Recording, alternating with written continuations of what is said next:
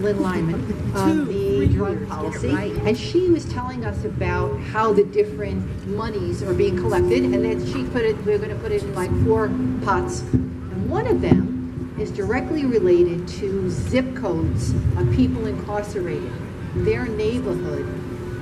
I wish you would explain to him how that works, how their neighborhood is going to benefit from that money. So part of the chunk of the money is specifically going to go to communities that have been hard hit by the drug war. I'm sorry, let me interrupt you real quick. When you say it's going to go, you're saying it's written for Sacramento to implement it. It's the law, so unless they fail to do what Sacramento? they're required to do by law. That's the problem. In Sacramento, that's the problem we're seeing, that Sacramento has many laws. You're just like a conspiracy theorist. You're generating fear. Sacramento. We have to trust that the government will work in the way that we... Oh, please. Oh, my God.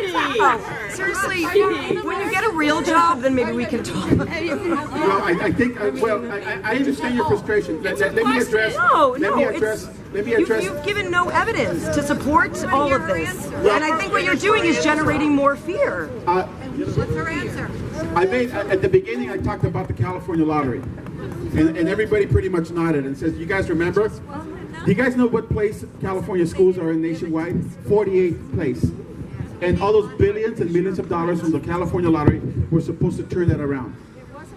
And it hasn't. Yeah, the lottery is not enough. I think that part of the reason schools aren't funded, as I understand, is because there's many reasons why they're not funded. Well, as we've been hearing for much of the last year or so, we are, even us visiting Canadians, are a nation of laws. And that is, after all, why we're here tonight, right? If we didn't want to trust government at some level, why would we be here having this conversation and trying to influence the result of an election? So I want to thank our 2 wonderful participants tonight who are clearly passionate about the issue on opposite sides, well-informed, and you've certainly helped this audience understand better. This is Luis Alvarado. Nice job. And Karen O'Keefe. And I would simply say that if you are against the initiative, then for crying out loud, get your friends out there to vote, because you're trailing right now. Not by much. If you are in favor of legalizing adult marijuana, don't go in there too high and think you're going to pull the curtain and try on clothes. No, you're there to vote. So that is what we're all preaching at this point, with a week to go, is to make sure everybody you know gets out and votes. Can Ms. O'Keefe answer the question? Yeah, can she answer the question? We have 5 minutes. She had a question. Yes, absolutely. All right. You, Karen, and then Conley will be back to referee the final stages. Thank you. So, under the terms of the initiative, initially $10 million a year, and each year an additional $10 million, up to $50 million a year, would be allocated to grants for job placement, mental health treatment, substance abuse disorder treatment, legal services to address barriers to reentry, linkages to medical care for communities disproportionately affected by past state and federal drug offenses. So these are all the communities that have been the hardest hit, and that's where Sacramento is required to put the money. And if they don't do what they're supposed to do, then raise some hell about it. But I think they will. And there are lots of audits written into it.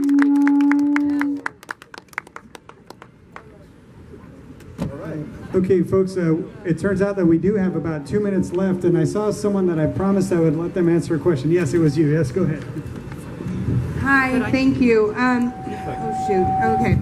So I am definitely for the legalization of marijuana, but when I first sat down, there were several people who shouted, "Not under this proposition," which made me believe there's something I don't understand about this proposition that is bad, despite the fact that I want to legally smoke marijuana on my front porch. So, with that in mind, I'd like you both to state, you, sir, the pros of this proposition, and ma'am, the cons.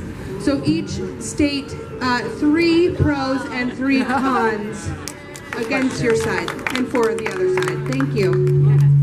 Ladies first. I have to try to think of 3 cons. All right. Prop 215. It does not Yes, repeal it Prop does. 215. Yes, it does.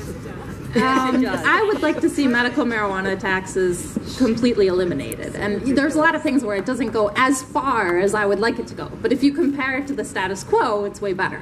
But I'd love to see medical marijuana patients not have to pay any tax at all. So that's one thing I think could be better, although this is way better than the status quo. Another thing that could be better, status quo. Let's do one at a time, because that's going to be hard. Fair enough. Fair enough. The one thing is that he addresses the personal liberties and the personal responsibility. Because when you decide to smoke marijuana on your front porch, you're deciding, like anybody who buys a beer, that you're putting this substance, I'll use the word substance not to be dramatic, into your system that we know is not going to benefit your body. But it's your decision. And as long as you're not harming somebody else, you should be able to do that. Thought of another, just in time.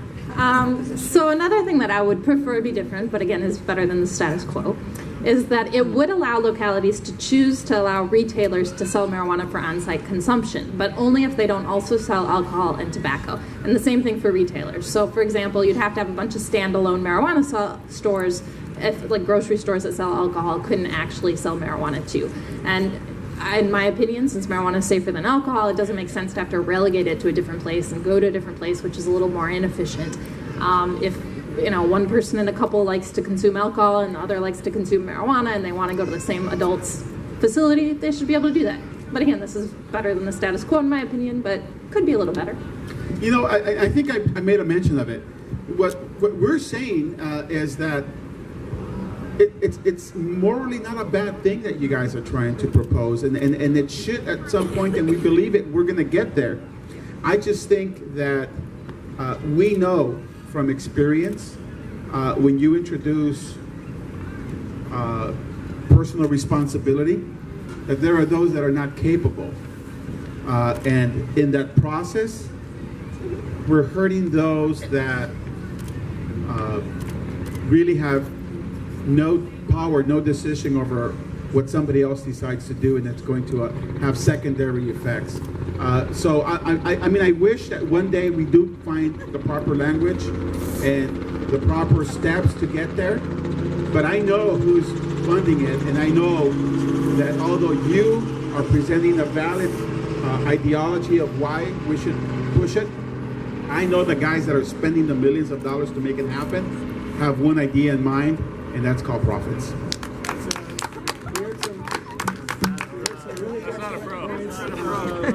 Boop. All right. We heard some really excellent points, folks, and I just want to say that this is the fourth of our 4 events. So to those of you who have come every week to participate in this, you're seniors. Congratulations, you have graduated.